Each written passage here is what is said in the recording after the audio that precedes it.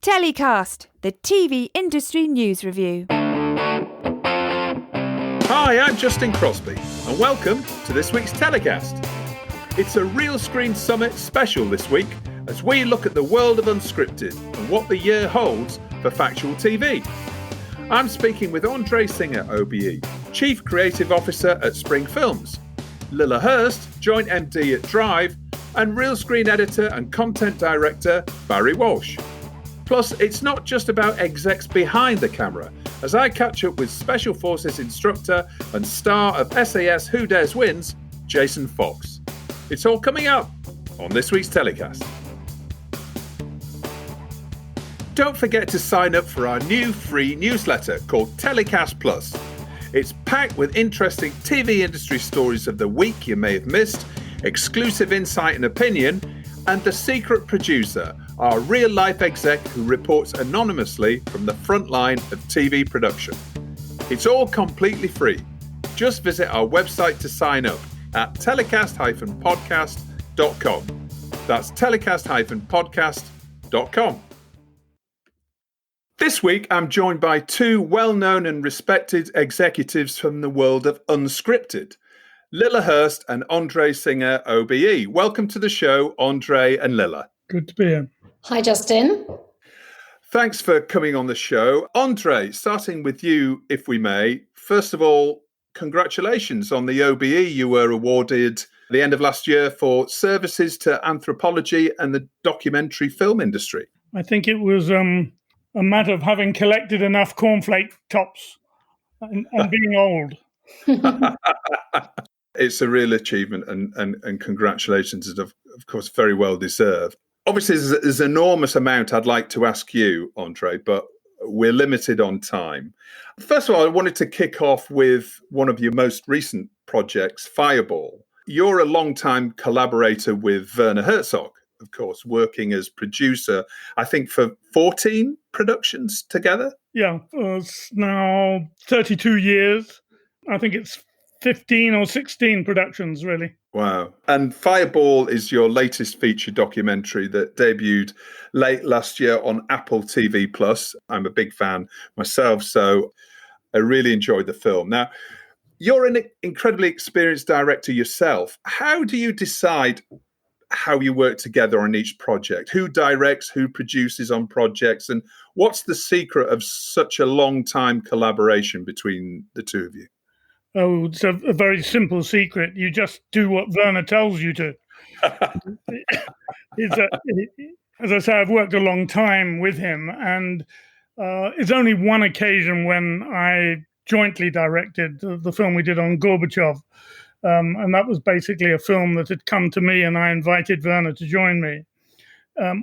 All the other films are really Werner's, and I think Werner likes a certain amount of stability in his life, and he's had a team of people around him, including his brother, who really produces most of his work, and me, and Peter Zeitlinger, cameraman, and so on.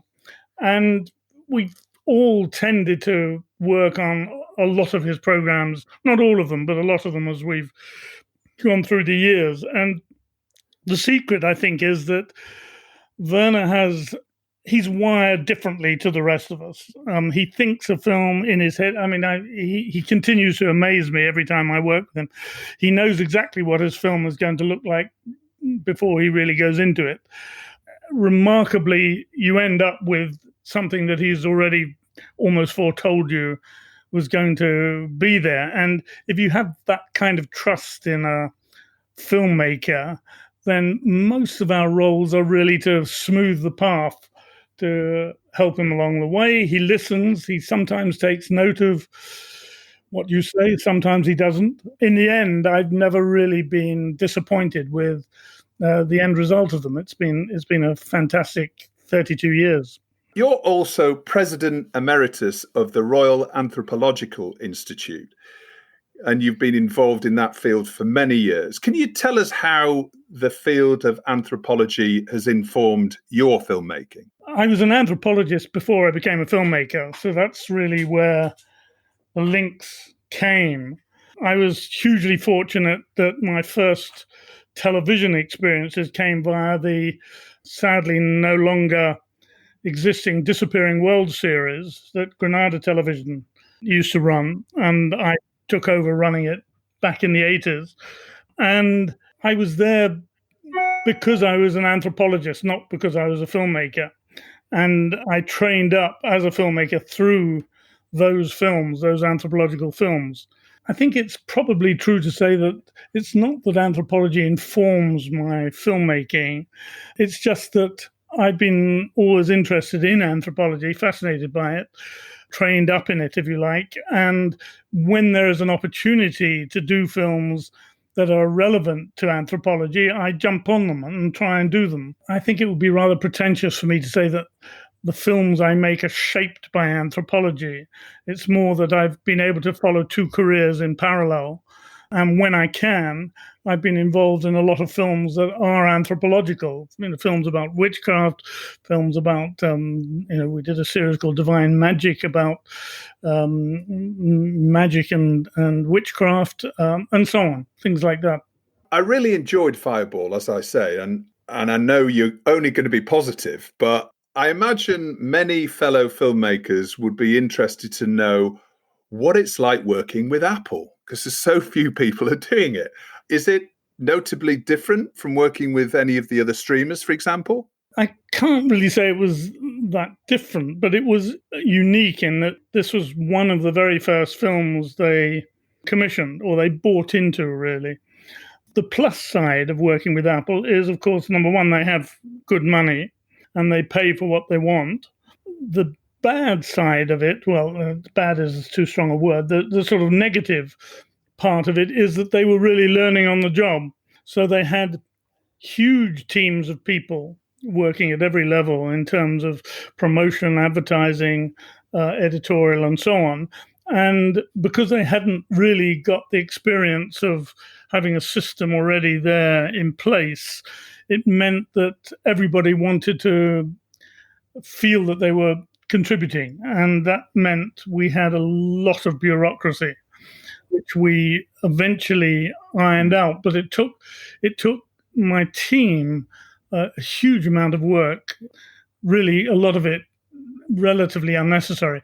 And gradually, as we got to know each other and knew what we were doing, it became easier and easier. And by the end of the production, it was fine. But it was a learning curve, I think, for both parties. And you've probably, in the process, created the template then for how to work with a production company for Apple. I'm a huge fan of the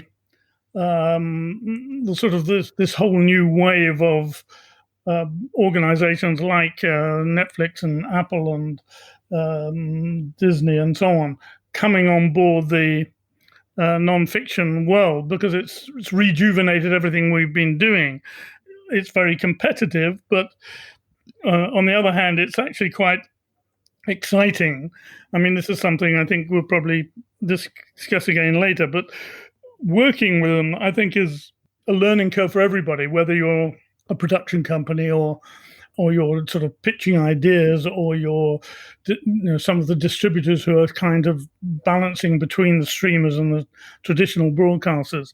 I think it's gradually falling into place. And I think for most of us, the question is, will it last? Will it change? Will the appetite for the non-fiction end of the business stabilize and grow? And I think these are all things we're all grappling with as we go along. Apple is just, I think, one of the biggest, and hopefully their experiences are going well. I mean, we read a lot about the big projects they're now following through with. It feels good. I mean, I'm very pleased to have been one of the first to have dealt with them. It's going to be fascinating, as we've seen the enormous jumps in subscriptions to all of these services over the past year. And obviously, we're going to start seeing some churn as the winter, the recession, everything else starts to bite as we go through 2021. So it'll be fascinating to see how they all work from a content perspective and how that affects things. But talking about Spring Films, your business that you founded, how has COVID affected the work that you do in the last year and your projects recently? I think, like all of us, it's been difficult, rather harrowing, having to both look outwards and inwards. We were directly affected quite badly at the beginning in March because our prison series, which was one of our more successful projects we had with Channel 4, we had started filming the third series of Prison in Durham, and then suddenly there was the shutdown. I understand fully why they did it, but it was a major blow to us. Channel 4 then axed all programs at that moment in the non-fiction area that they had on their books. So it wasn't a matter of postponement, it was that's the end of your project.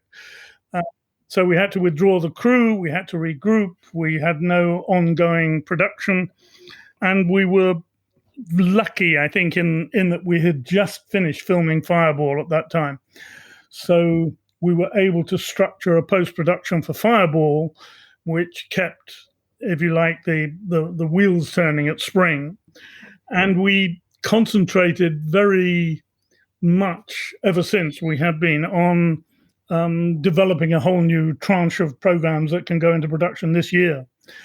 So in between a little bit of furlough, in between a little bit of post-production, sales of one or two of our other projects, we were able to survive.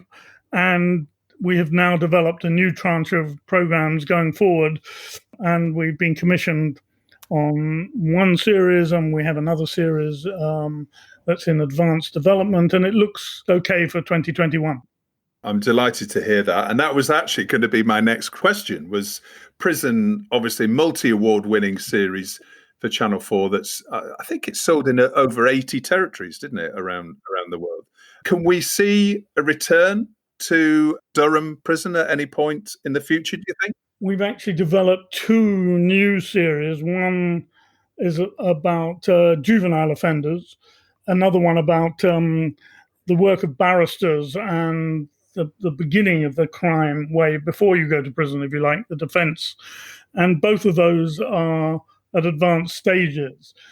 So I think that we'll move into that territory first, and might catch up on Durham later, but not immediately. Before we move on to having a chat with Lilla, you're working on a remarkable project called The Two Lives of Lilla Mao. Can you tell us a little bit about that?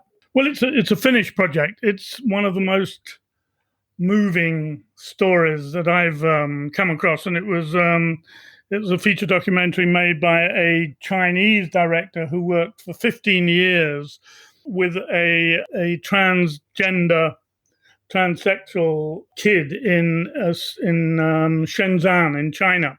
And it's sort of the underbelly of China we don't see anything about. He'd followed the life of this rather warm, wonderful character from, as I say, over 15 years.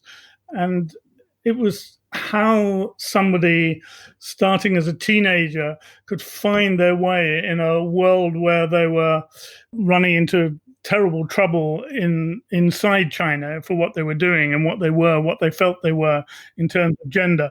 It's actually unique for me. It gave me an insight into China that I didn't get from any other kind of program, and very, very moving.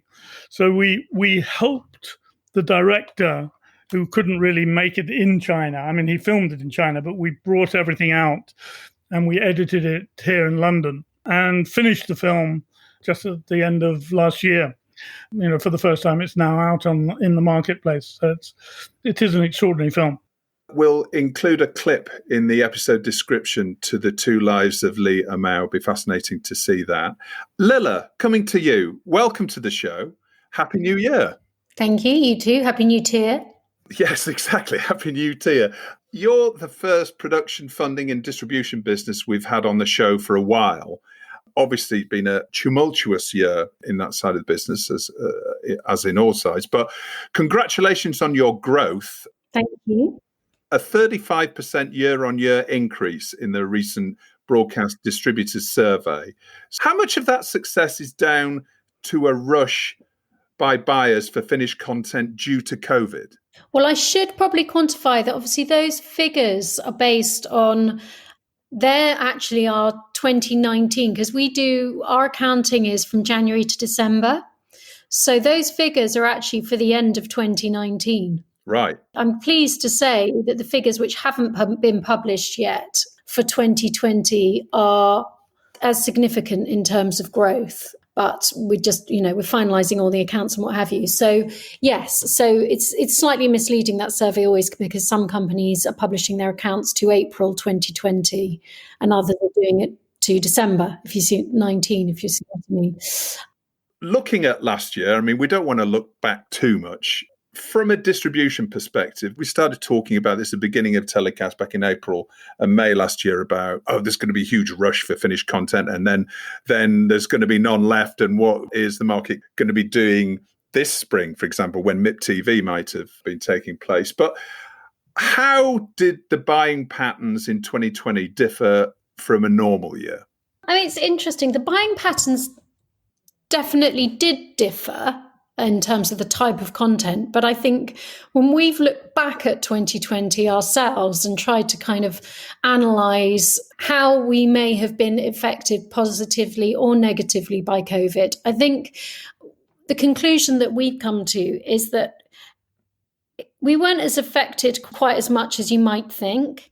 And I think that the growth that we saw was as much to do with the fact that, we're approaching our 5th year as an established distribution entity.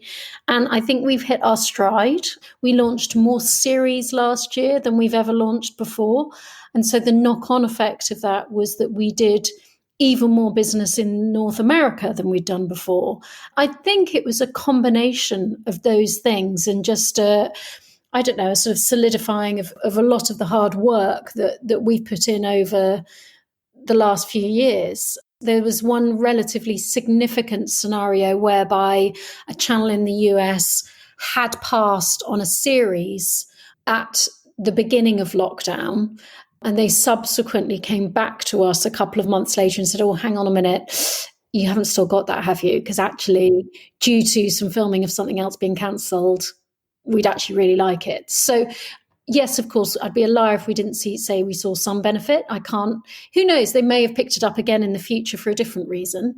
So I think there was a bit of that. As you said, Justin, I don't think we saw that massive flurry for acquisitions that most distributors imagined in the first lockdown. I think we very quickly realised that naturally channels didn't have this kind of emergency budget that they could dip into in order to fill the gaps left behind by all of the cancelled shoots. So what they naturally did first was to say, well, okay, what have we got that's rating?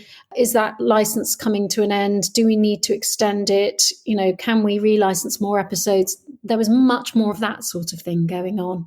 And because we're a relatively young business, most of our shows are new. We didn't see the benefit of that as much. The fundamental difference was taste in genres. I think we've all seen that, and that there's this appetite for escapism and feel-good programming.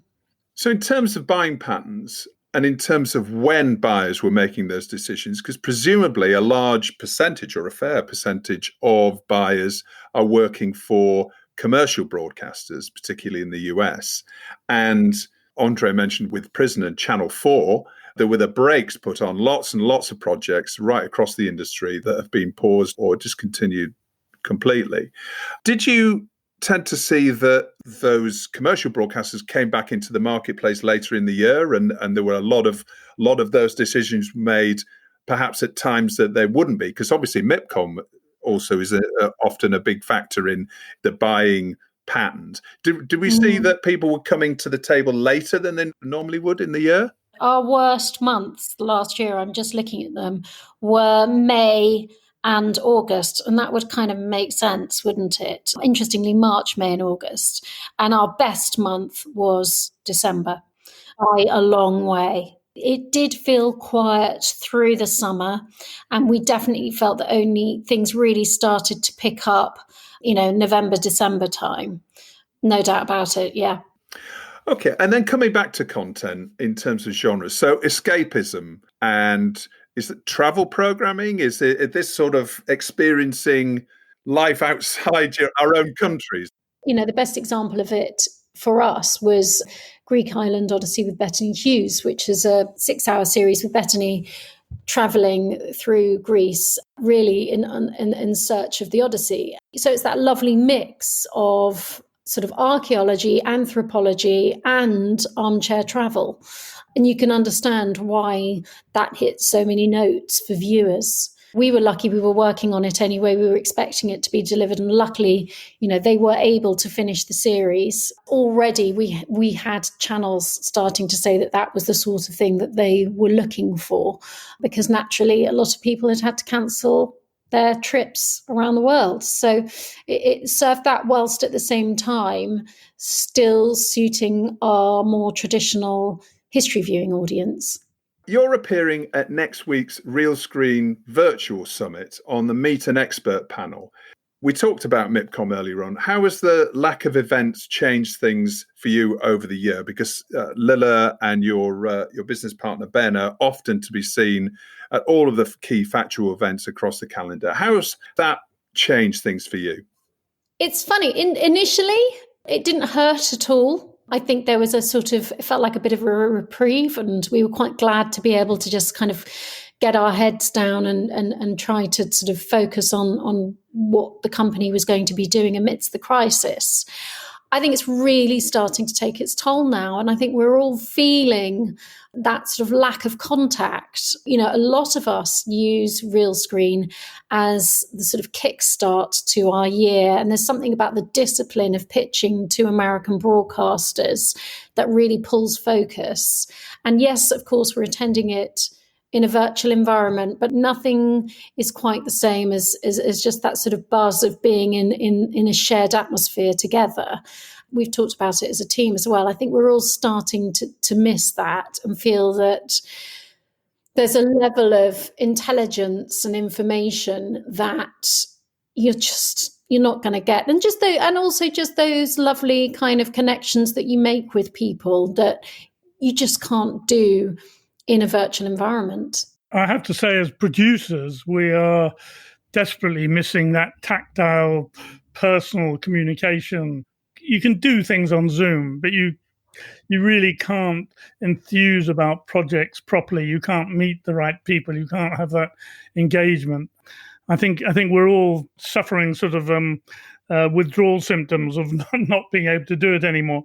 I really feel for the buyers and commissioning editors who, at least when they're at a conference, they're away from the office, preferably in a different time zone, at least for some of them. And so they are able to focus on the meetings themselves and the pitches. Whereas at a virtual Zoom conference, as far as their colleagues are concerned, they're still contactable. So it's for them, it's a wholly different experience and not necessarily that enjoyable. No, that's a good point. I hadn't thought of that. How about co-production? Now, obviously, co-production financing is a key part of your business and one of the sides of the business that you're best known for internationally.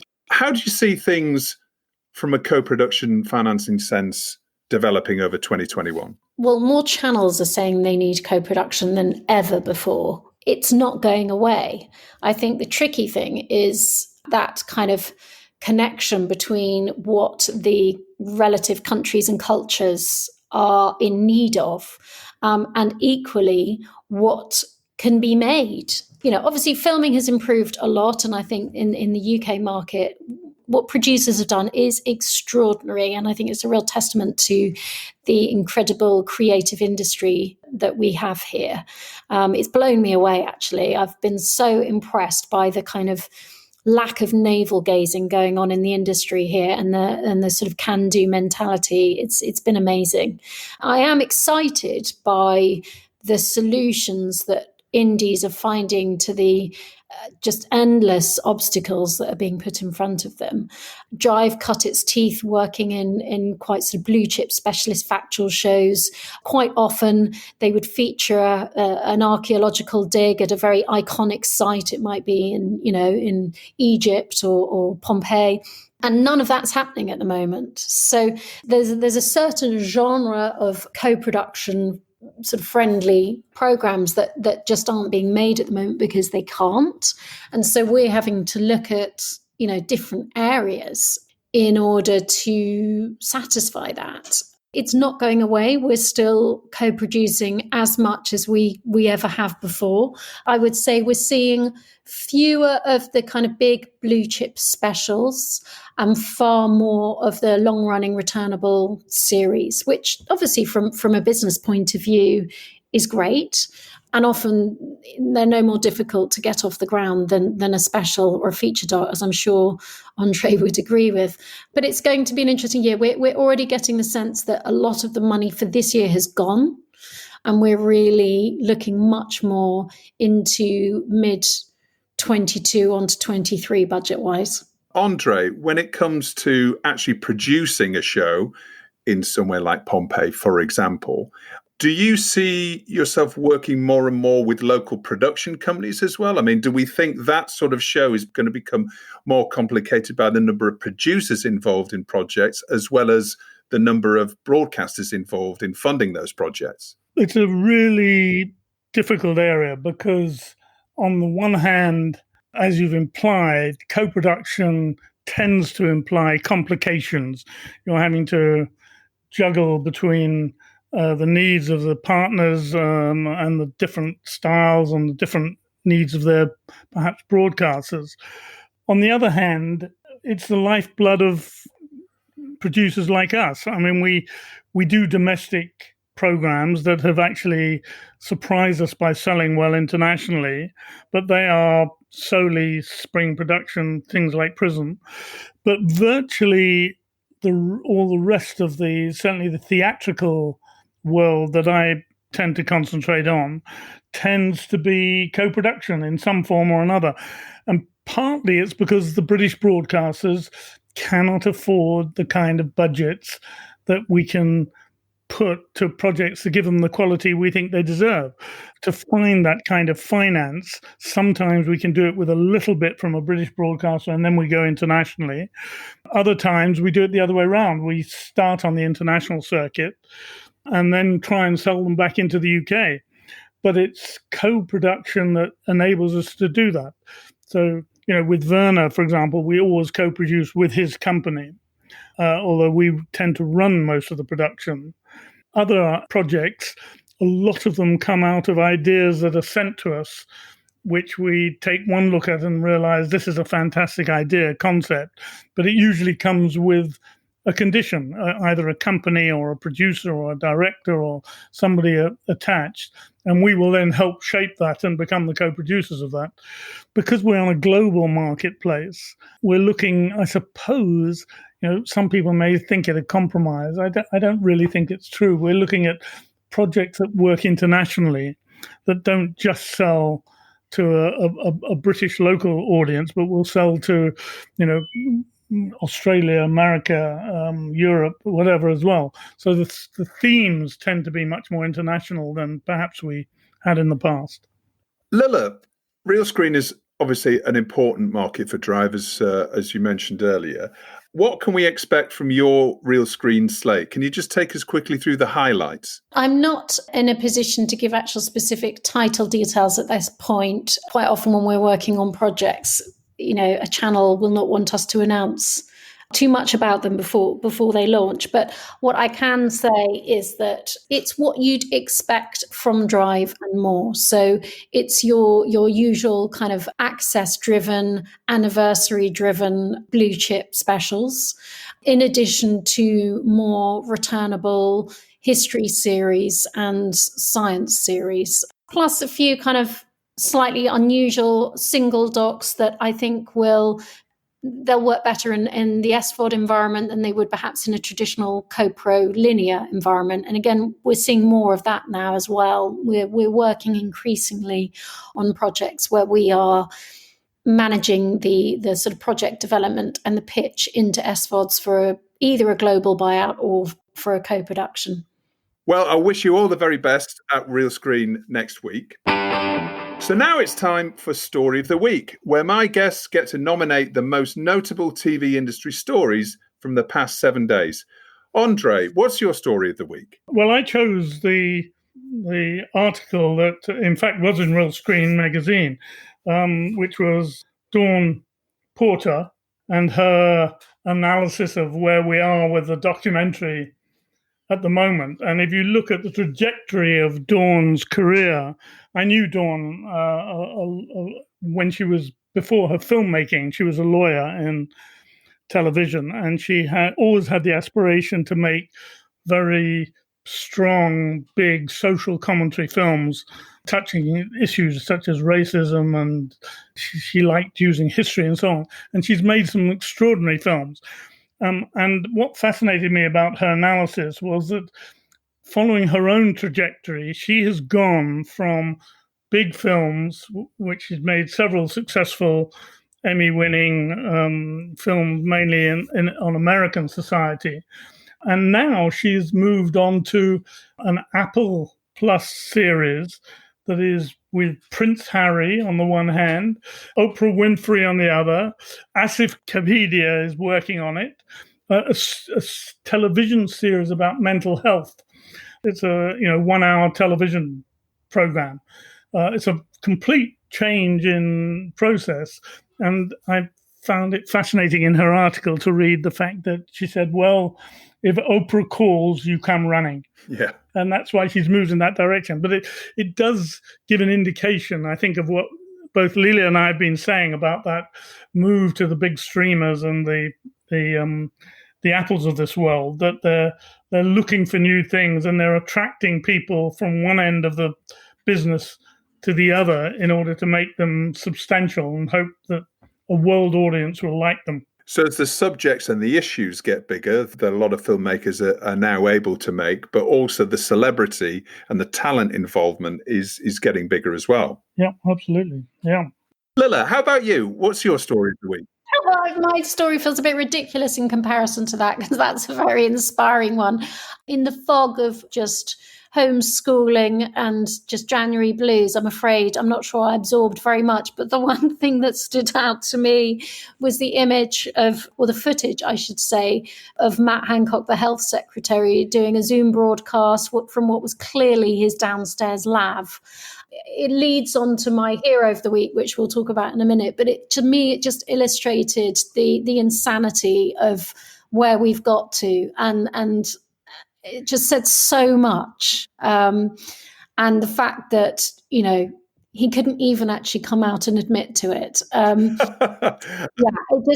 think it will become a bit of a metaphor for this time. Yeah, and this is his red room, isn't it? It's the room that, if you look in the background, there's actually a cricket ball. There's actually, I think, a parliamentary briefcase, the red box in there as well. It's a classic public school thing. You put all your school photos and certificates in the downstairs bog. Well, we'll put a link to that photo as well, and that image for everybody to have a look at in the episode description. And now it's time to hear my guest's hero of the week and who or what they want to tell to get in the bin. Lilla, who's your hero of the week? So, as I said, it's slightly linked to the Matt Hancock story, and it's Alex Mahon, who published on LinkedIn her sort of open letter to staff at the beginning of last week. And it really, I think, for a lot of us, it just reflected how we were all feeling. And I thought it was a fantastic example of leadership from the top.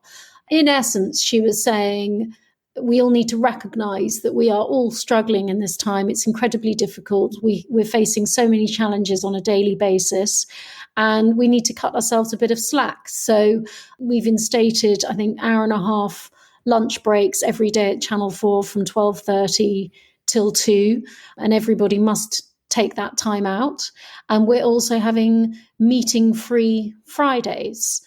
I think it just echoed with so much of what probably all of us have been saying to each other, to our friends, our families, and so on and so forth, that it does all feel quite relentless. And even though we're all at home, the irony is I think we're all working harder than we've ever worked before. So yeah, I thought it was just a great example. Absolutely. And as you say, actually, Alex Mahon has really, I think, over the last year demonstrated real leadership that we don't often see from senior TV executives in big broadcasters, to be honest. We don't really get a sense of humanity. Yeah, and them as individuals and how they're leading and taking their organizations forward. And it's this sort of time that you really see that leadership coming forward. So I wholeheartedly agree. I thought that was fantastic when I saw that piece from Alex Mann. And how about your get in the bin? Who are you chucking in the bin, Lilla? Or what are you chucking in the bin? It's the last episode of the Pembrokeshire Murders. Right. I was gripped for the first two. And, we've obviously been spoiled with an inordinate amount of fantastic television over the last year. I just felt that the final episode in what was a very well produced mini-series I felt very shortchanged, and it felt rushed. And I thought, why didn't they make this a 4-hour series? Because the material was there, all the momentum was lost. And I know I'm not alone. I've had this discussion with quite a few people. It just felt all the kind of nitty gritty fact that would have been available to them around the actual court case itself and the interrogation of the main perpetrator and all of that. It just sort of didn't happen. It felt like the final episode was on fast forward. And I suppose we've all become accustomed now to these fantastic true crime documentary series, whether they be on Netflix or elsewhere, that we're quite sophisticated on our crime viewing. And I really feel they missed a trick. Do you think that's as a result of the pandemic? Do you think it's literally production-based shortchanging, if you like? No, I don't know, and I would love to know, because I couldn't work it out, because I thought it's ITV. They probably would have had the budget to go to 4 eps. Clearly the material was there. They commissioned a documentary hour afterwards off the back of it. So it just seemed, I would love to know. Well, let's find out. Let's if anybody does know that, do let us know, and be fascinated to find out. And I'm sure we're going to be seeing more and more of these longer episode series cut down quite significantly, and we've seen a little bit of that, particularly in the drama space as well. So, Andre, how about you? Who's your hero of the week? Both my hero and my bin are larger-than-life characters. My hero of the week is also tragic. It's a posthumous one, and it goes to Mike Apted, who I worked with and commissioned, and I thought was a wonderful documentarian. He did some pretty good feature films as well, but it was his documentary end that I knew best. And he made a couple of films for me when I was running the Fine Cut series at the BBC. He's sadly missed. He was a hero and remains so. And on the other end of the spectrum, another larger-than-life character is also died this week, is Phil Spector. And I would recommend Vikram Jayanti's film, The Agony and Ecstasy of Phil Spector, which in 2013, which is a remarkable film that gave more psychological insight into Phil Spector than anything else I've seen. It's part of that battle about how heroic should we regard people because of their creativity, when clearly Phil Spector was a nasty piece of work. Funny enough, I thought about putting him in the bin, and I think it's really interesting, Andre, you're right, that whole discussion around ultimately what is more important as a human. Is it to be a decent human being or a genius? How are we remembered? And it's interesting to see the way that the press has actually covered and described Phil Spector as well. There's been a real range of attitudes in terms of the media coverage. Now, one last question for you both. One quick question before I let you go. We did some future gazing around big media and scripted a couple of weeks ago in our first show of 2021, but we've saved our 2021 unscripted predictions for this week's telecast. So, short prediction for blue chip feature documentaries in 2021. Andre, how do you see it playing out this year? I'm a huge optimist on this, that you look at what's been put in for the BAFTAs for the non-fiction, for example. There's more than 70 titles of documentaries up there. I'm not sure they're all great, so quality is always a question, but there is a demand and there is a huge production going on, I think, around the world. I think we're going to see a huge number of very serious documentaries. I think people are tackling all the issues that we probably been rightly rapped over the knuckles for not doing, and they're all coming at the same time. So we're going to see a lot on colonialism, on racism, on gender, etc., but we're going to see a lot of them. So I think it's very much an expanding business, and 2021 will see a lot of activity around the world on it. Lilla, what do you see 2021 bringing in terms of the overall unscripted marketplace when it comes to buying and selling? To be honest, I think there's the latter part of what Andre was saying will be the same for us as well. We're already hearing it from our buyers that whether it be revisionist history or just covering aspects of society that normally hasn't had a platform, there's definitely an appetite for that, without a doubt. And a lot of that is being driven out of North America.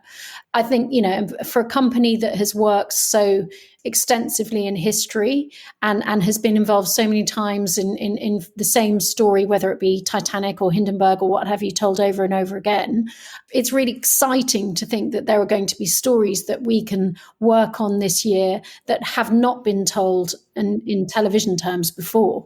So I think we're excited about that and the opportunities that might be opening up there.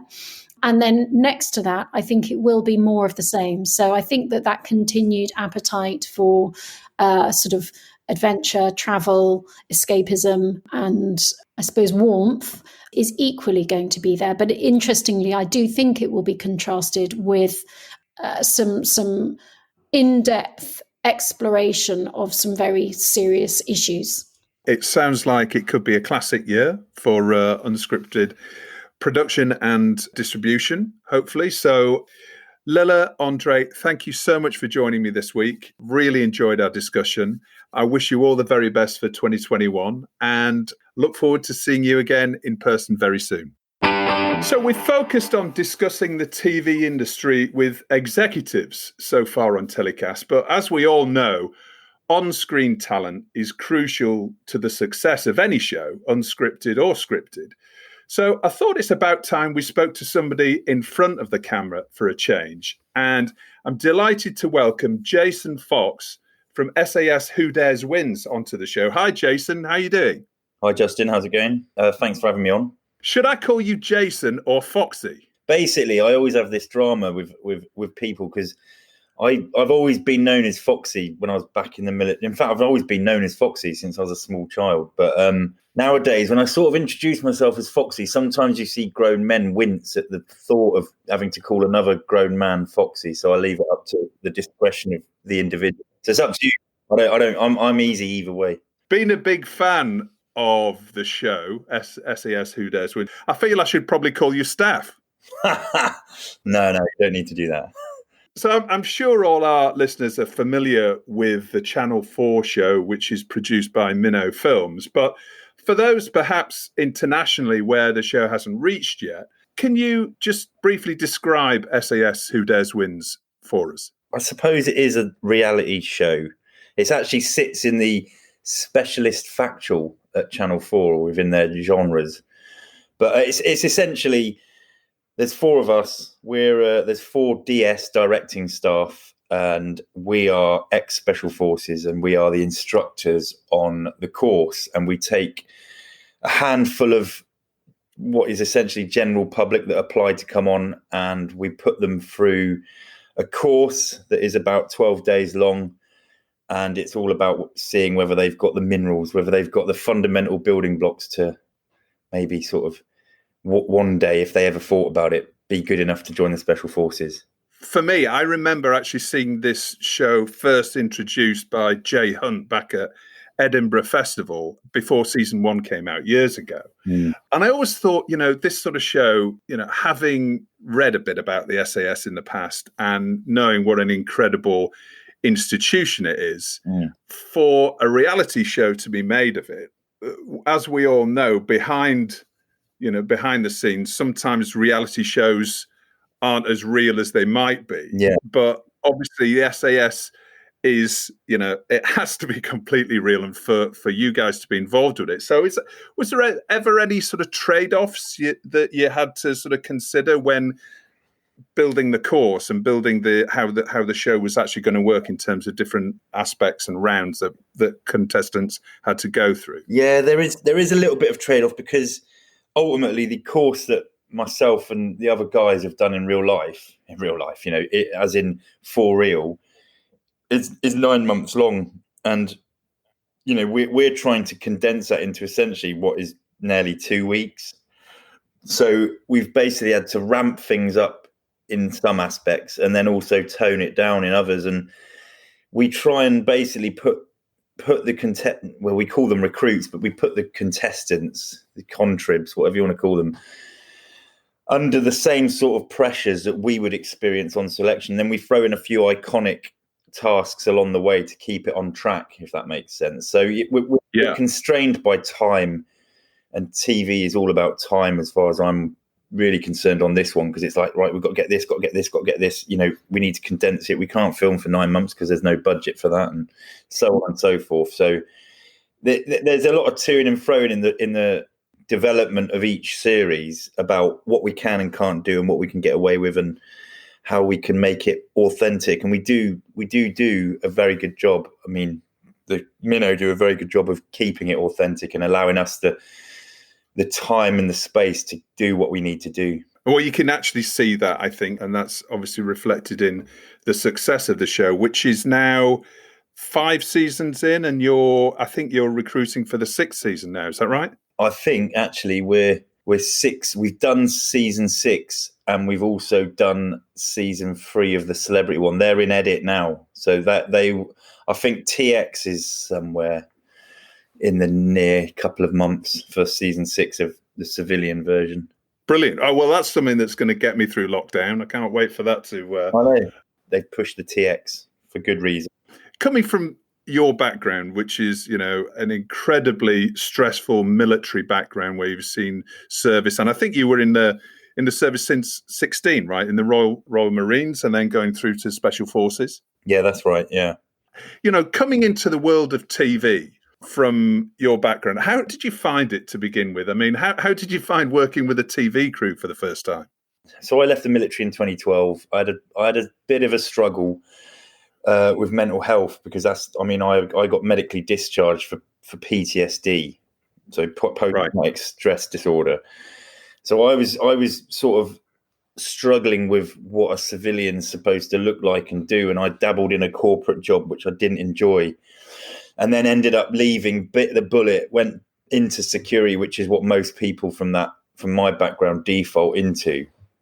And then work was pretty scarce on the ground. There was a bit of a slump in the oil prices at the time, and a lot of the business there came from that industry.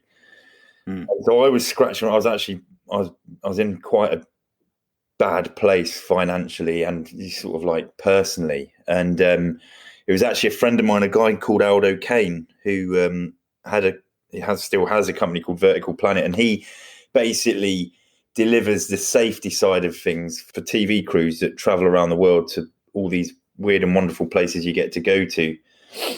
And he actually turned around and said, "Mate, I've got too much work on. Can you cover for me for a job that's coming up? It's out in Madagascar." And I was like, "Mate, I'd love to." So I basically went out on that job as behind the camera. As my role was behind the camera. I was basically the team medic and also the underwater cameraman's dive buddy. I ended up doing that. That was for October Films. Did all right. We were basically filming, or the crew were filming these 4 crazy underwater archaeologist guys that were experts on pirates, and they were searching for lost antiquities that the pirates had scuttled away on their ships and their wrecks. And whilst we were on that, we found myself and the SP, who was doubled up as the underwater cameraman, found a massive lump of silver. And I got a sort of my name was sort of banded around a few people, and that was my actual first intro to TV crews and working in that industry, which was only a few months prior to the SAS gig. TV production, as we know, is a lot of standing around. There's a lot of waiting around, waiting for the take, waiting for resetting, etc. Yeah. Interruptions, multiple takes. Coming from the military, obviously everything's about precision, everything's about, life and death.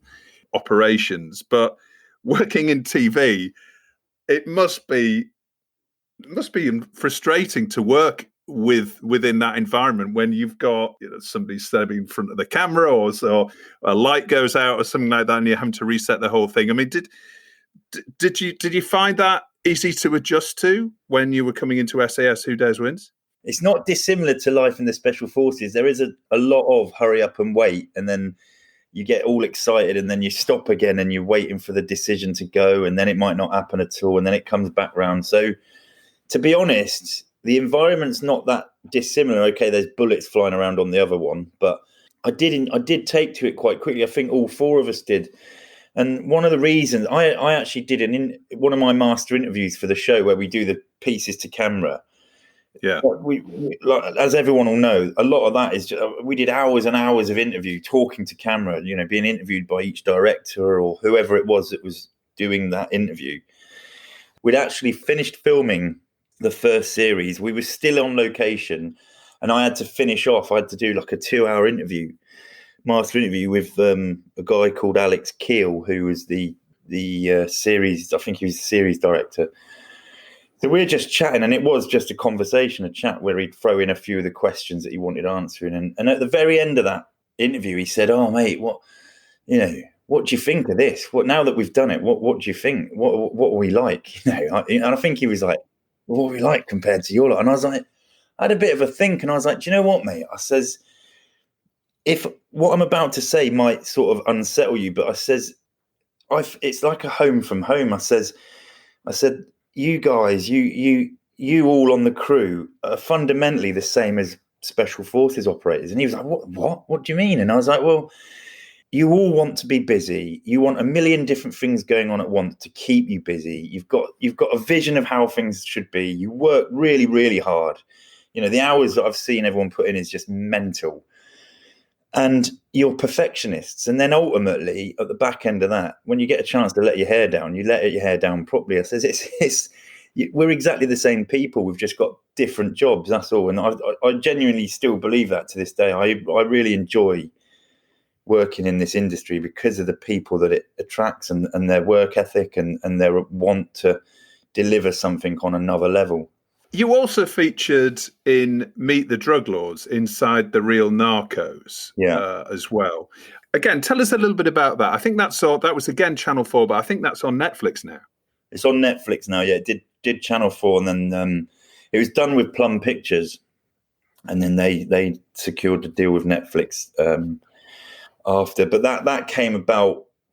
Plum developed it, and then they came to me and said, "Right, this is what our idea is. We're going to pitch it to the channel." And it was essentially, in fact, actually, its working title at the beginning was Miami Vice, and the concept was I was going to be put up in Miami and hang out in Miami for a month or so and hang out with drug dealers and get into the dark underworld of Miami, but also then see the sort of law enforcement side. And I was like, "Mate, that sounds awesome. I'm 100% in for that." And obviously it sort of gets commissioned, and then everyone's like, "Oh, right, we need to change this and it needs to look somewhat different." And then I go back in for another meeting, and they're like, "Right, it's sort of changed a little bit." And I was like, "All right, okay, how's that?" And they said, "Well, now what's going to happen is you're going to go to Peru, Colombia, and Mexico and live in the weeds with the cartels." And I was like, they thought up plenty a little bit.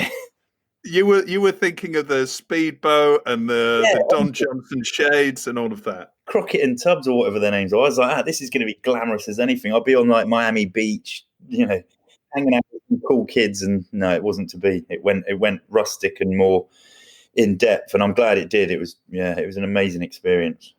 You were part of a crew of 4, I think I'm right in saying. So it was just a very tight production. Yeah. And presumably you got much more involved in the hands-on making of the show than perhaps SAS Who Dares Wins. So you were kind of there embedded and a crucial part of the production team, as well as being talent in front of the screen as well. Yeah, I did. I mean, there was the 4 of us that were in country. There was a bit behind the scenes. Obviously the development put in a load of time and effort. My missus actually was a producer on it, and she did all the story and the access and digging deep into finding the right characters to follow up on.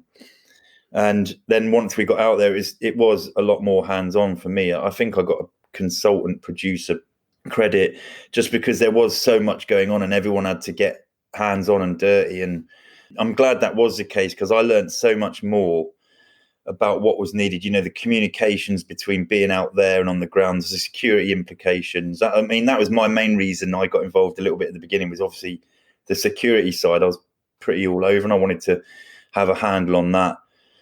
But yeah, it was all hands to bathe, and what an amazing learning experience that was anyway. Well, we'll put a link to both SAS Who Dares Wins and Meet the Drug Lords in the episode description of this show, so everyone can go and check them out.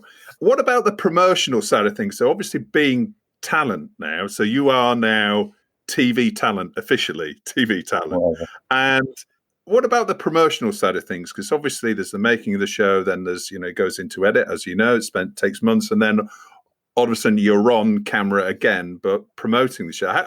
How do you deal with that? Are you happy to do promotional stuff like this conversation, for example? I mean, it was odd to begin with, especially it was a brand new world, finishing series 1 of SAS, and then, the channel were then pulling us in and saying you need to be media trained. And I was like, what the hell, how to conduct yourself in front of journalists. And it was a bit, we had this lady up at Channel 4 that was teaching, she sort of like put together an interview as if she was a journalist interviewing us, didn't teach us anything, and then just literally allowed us to say what we'd normally say, and then ripped us apart and said, no, you can't say that, this can see me.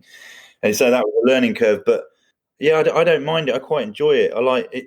It gives you time to reflect on what you've done as well. So instead of me thinking, it's just me banging on again, I use it as an opportunity to look back on what we've done and enjoy it a bit more as well. Because I think sometimes you'll do something, move on, not really look at it, and you're like, okay, yeah, I was part of that. But now I like talking to you now, and I'm talking about Narcos and SAS. I'm reflecting now, and I'm like, yeah, they're all amazing experiences, and it's good to remember them sometimes. So the promo side of it's I find it enjoyable. I don't mind. So I gather you've also recently appeared on Amazing War Stories, the podcast that's been produced by, I think it says here, TV legend Ed Sayer. He'll write that himself. Oh yeah, always. He always does.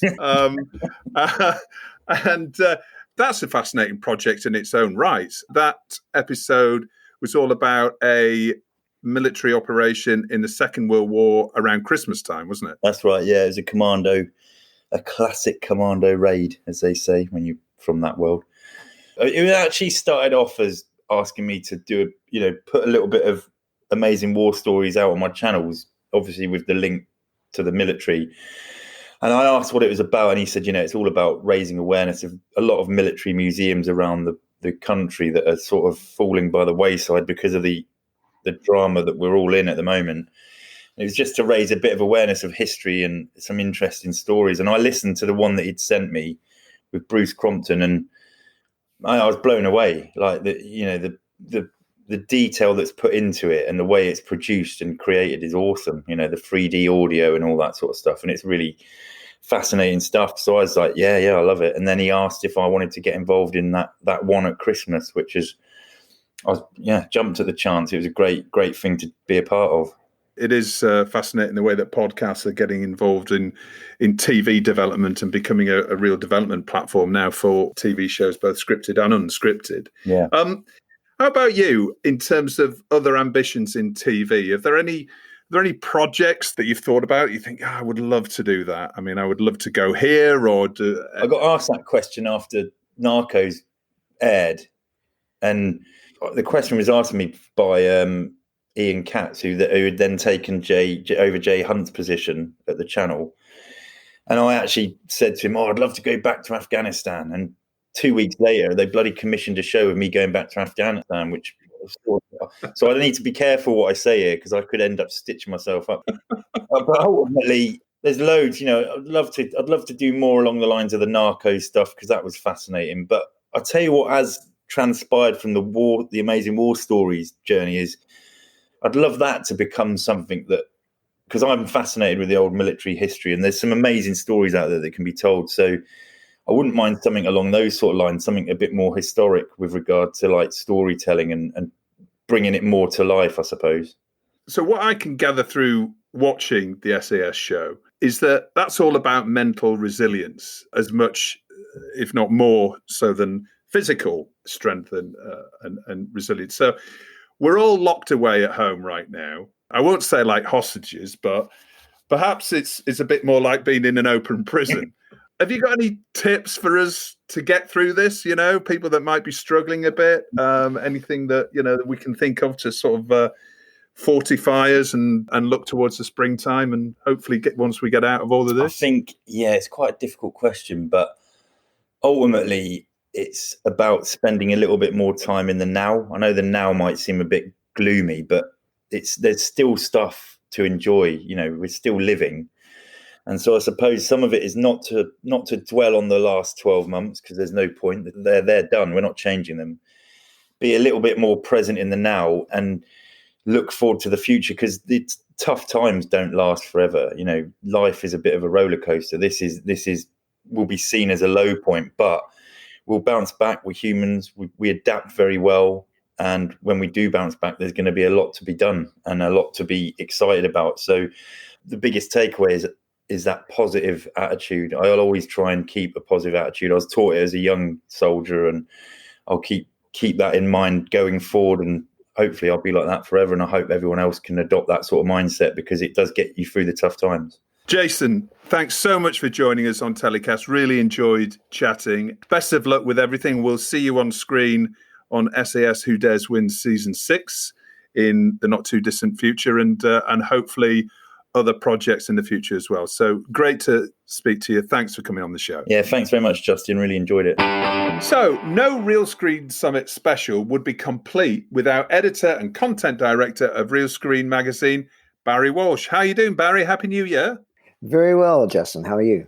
Really good. Really looking forward to the summit, which kicks off in a virtual sense this coming Monday. Can you take us through a brief sense of the highlights from the event this year? This is the first year as a virtual event for the summit. And while the pandemic made sure we couldn't travel, on the bright side, it also made sure that some really big name talent out there can't travel either. So we're able to get them as keynotes. We have Hillary Rodham Clinton and Chelsea Clinton giving their first big interview about their new production venture with Sam Branson, Hidden Light Productions. And they're really going to get into detail about what they're looking to do with the company, the projects they're looking to get behind, and the partnerships they're keen to explore. We also have Ken Burns and Len Novick, giants in the documentary space, talking about their upcoming project Hemingway, among other things. On the buyers front, we have Suzanne Daniels, the global head of originals for YouTube. We have Rob Shernow, the president of programming for A&E Networks, both of them doing keynotes. We have Wayne Brady. He is a host of several unscripted series in North America here, and is a true multi-hyphenate. And he's talking about how he's married a spirit of improvisation and inclusion to create his path in business. We have a really great session featuring women filmmakers, including Dawn Porter, Julie Cohen, Betsy West, Garrett Bradley, Kirsten Johnson. We're really looking forward to that. We have several sessions exploring how to create a truly diverse and inclusive work environment, why it's good for your business and your content. We have Nancy Daniels from Discovery and other executives behind Discovery Plus telling us more about that new service. We got sessions on international co-production, best practices in conducting business during these extremely strange times.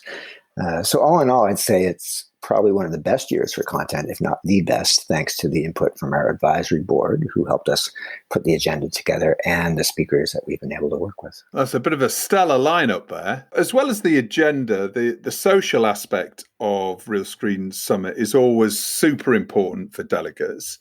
Obviously, you can't represent the dinners and the drinks with friends and colleagues that we all enjoy so much, but How are you able to bring delegates together in the virtual edition? You are encouraged, if you're attending, to bring your dinner and your drinks while you're hanging out with people. You're certainly encouraged to do that, sitting in front of the computer. But we do have a delegate lounge that allows for chance meetings, as well as those that may be already set up.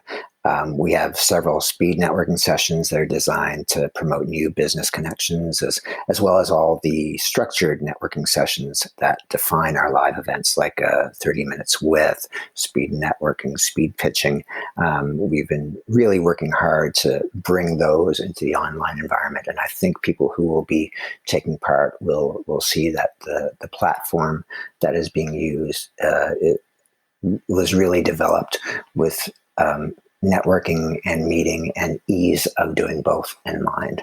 So we also have our partners at A&E Networks hosting a virtual opening reception on Monday at 5 p.m. EST, and the details about that are still being finalized, but it should be a lot of fun. I'm sure it's going to be a fantastic event. It always is. I always really enjoy Realscreen. So before you go, Barry, can you give us your big predictions for the unscripted space in 2021? We spoke to Andre and Lilla earlier on in the show, and they gave us their tips for the year. What do you see as being one of the key trends in unscripted in the year ahead? I can take a look from both a business and a content perspective. On the business front, I think you're going to definitely see more executive upheaval on the major media company side as everybody's continuing to move to a streaming first operational mentality. We can't count out the potential for more huge mergers and acquisitions. A lot of people are talking about Warner Media and NBC Universal possibly tying up. That could happen. And all these executive shakeups and restructuring efforts are going to have an impact on how programming is commissioned and, of course, who's doing the commissioning. You're going to see more, I think, traditional, quote unquote, traditional media moving into the streaming space. It'll be interesting to see how people or the services on that side separate themselves from the big guns. Meanwhile, the established streamers like the Netflixes and Amazons and Hulus and the big new entries like the Disney Pluses and HBO Max, they're going to continue to ramp up their unscripted efforts because it's now paying off. The producers I've talked to have said that the streamers are absolutely rabid for content. Their subscriptions and their shareholder investment depends on fresh pipelines. So the onus is really going to be on producers to create content that works for these brands, but that can be produced well under the conditions that are still going to exist for the immediate future. And I think that's another major thing that's going to be happening over 2021. The pandemic isn't over. Everyone is still contending with the costs element. And I think there's going to be more discussion and perhaps some heated discussion about how to share that load with buyers.